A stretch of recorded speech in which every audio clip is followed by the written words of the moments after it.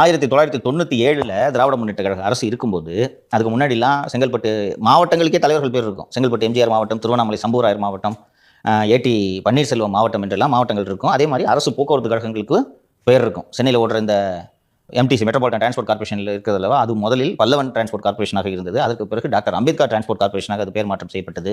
தந்தை பெரியார் போக்குவரத்து கழகம், தீரன் சின்னமலை போக்குவரத்து கழகம், இது போன்ற போக்குவரத்து கழகங்கள் எல்லாம் இருந்தன. 97 தீரன் சுந்தரலிங்கம் போக்குவரத்து கழகம் என்று ஒரு புதிய போக்குவரத்து கழகம் உருவாக்கப்படுகிறது. அந்த தீரன் சுந்தரலிங்கம் ஒரு சமூகத்தை சேர்ந்தவர்.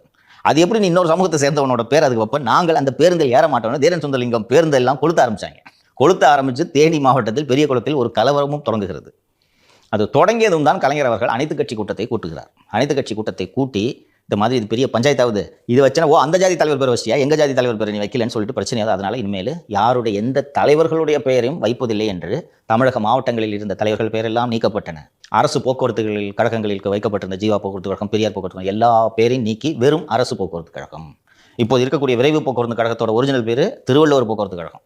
எல்லா பேரையும் நீக்கிட்டு அரசு போக்குவரத்து கழகம்ட்டு வச்சாங்க. இது ஒரு அரசு எடுத்த முடிவு. சரியா? உங்கள் அப்பா எடுத்த முடிவு தானே? அறிவில்லை? சினிமா நடிகர் பேரெல்லாம் தெருவுக்கு வைக்கிறது. இந்த எல்லி சாலைன்னு வச்சிருக்காங்கன்னா அது எதுக்கு எல்லிஸ்னு அவனாவது ஒருத்தன் தேடி படித்தானா இந்த விவரம் தெரியும். நானே அவர் அந்த அதிகாரி சொன்ன பிறகு தான் நான் இதை எடுத்து தேடி படிக்கிறேன். இந்த எல்லிஸ்க்கு இவ்வளோ பெரிய வரலாறு இருக்கிறது என்பது இதை படித்த பிறகு தான் எனக்கு தெரிகிறது. நீ சொன்னது WCCனால அந்த பேர் வரலப்பா.